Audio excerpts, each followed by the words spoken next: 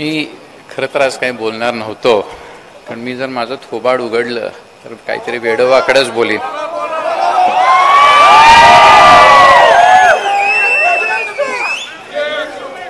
वेळेचा भान राखून मी मोजकच बोलणार आहे. प्रथमतः पवार साहेबांसमोर हे माझं पहिलंच भाषण आहे, विजयदादांसमोर हे माझं पहिलंच भाषण आहे आणि म्हाडा लोकसभा मतदारसंघाचे आमचे भावी खासदार धैर्यशील मोहिते पाटील यांच्यासमोर माझं पहिलंच भाषण आहे. आता धैर्यशील वया जिंकणार आहेत ह्याच्याबद्दल कोणालाही काही शंका नसू द्या. आम्ही सुद्धा फलटणमधून जास्तीत जास्त तुम्हाला लीड देऊ याची मी तुम्हाला गवाही देतो. इतका विचित्र प्रसंग आहे, हे इलेक्शन इतकं विचित्र आहे कारण पहिल्यांदा मी इथं घड्याळाचा प्रचार नाही करत आहे. मला ते फार विचित्र वाटतंय. काही झालं तरी पवार साहेबांचे घराचे आणि आमच्या घराचे खूप जुने संबंध आहेत. प्रसंगाने काही बदल घडवले तरी आमचे संबंध इंटॅक्ट आहेत ह्याच्याबद्दल मी तुम्हाला गॅरंटी देतो. मला ही लढाई वैचारिक लढाई नाहीतर मोदी साहेब वर्सेस राहुल साहेब ही लढाई नाही आहे. मला ही लढाई फक्त फलटणपुरतं मर्यादित आहे.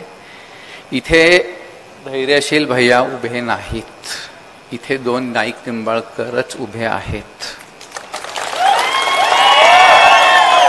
आता माझ्या घराने जे इथे कामं केली आहेत त्याचं काहीतरी आम्हाला इथे इन्साफ द्या असं मी तुम्हाला इथे एक विनंती करत आहे.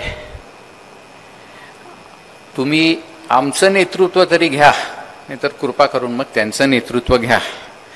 5 वर्ष त्यांच्या नेतृत्वाखाली किती छान कामं झाली आहेत आणि किती काय त्यांनी केलंय हा आपल्या सगळ्यांना जाणीव आहे. त्याच्यामुळे कृपा करून आम्हाला कुठेतरी न्याय द्या. आमच्यावर 5 वर्ष, आमच्या कार्यकर्त्यांवर जो 5 वर्ष ह्या माणसांनी अन्याय केला आहे, 5 वर्ष नुसतं खोटं बोललं आहे, 5 वर्ष नुसतं पातळी सोडून बोललं आहे. माझ्या स्वर्गवासिया आजी आणि आजोबांवर त्यांनी जे पहिल्याच दिवशी वक्तव्य केलं त्याच्यावरनं त्या माणसाची पातळी मला कळाली.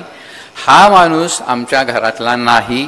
हा माणूस राजघराण्यात कितीही त्यांनी संबंध दाखवले तरी ह्याचा आणि आमच्या घराण्याचा काडी मात्र संबंध नाही आहे. राजघराण्यात तुम्हाला जन्मायचं असतं, जन्म घ्यायचा असतो तर मागच्या जन्मात तुम्हाला काहीतरी पुण्य करावं लागतं. साहेब तुम्ही बी मागच्या जन्मातही पाप केलंय, ह्या जन्मातही पाप केलंय आणि पुढच्या जन्मातही पाप कराल अशीच माझी समज आहे. मी जास्त आता काही बोलत नाही कारण माझा स्वतः पारा उन्हाळ्यासारखा वाढायला लागलाय. इथेच मी आपल्या सर्वांची रजा देतो. किती बोलायचं आता, सोडून द्या. आपण पवार साहेबांचं ऐकूया. माझ्या वडिलांनी गेले 20-25 वर्ष जे काम केलंय ह्या गृहस्थांनी ते 6 महिन्यात करून दाखवलं. 6 महिने का 8 महिने का काय किती महिने हा माणूस MKVDCचा व्हाईस प्रेसिडेंट होता.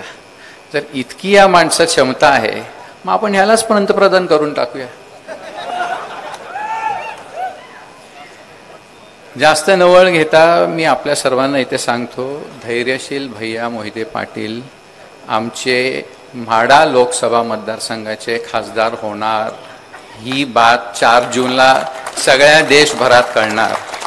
एवढं बोलतो आणि माझे 2 शब्द थांबवतो. जय हिंद, जय महाराष्ट्र. ABP माझा, उघडा डोळे बघा नीट.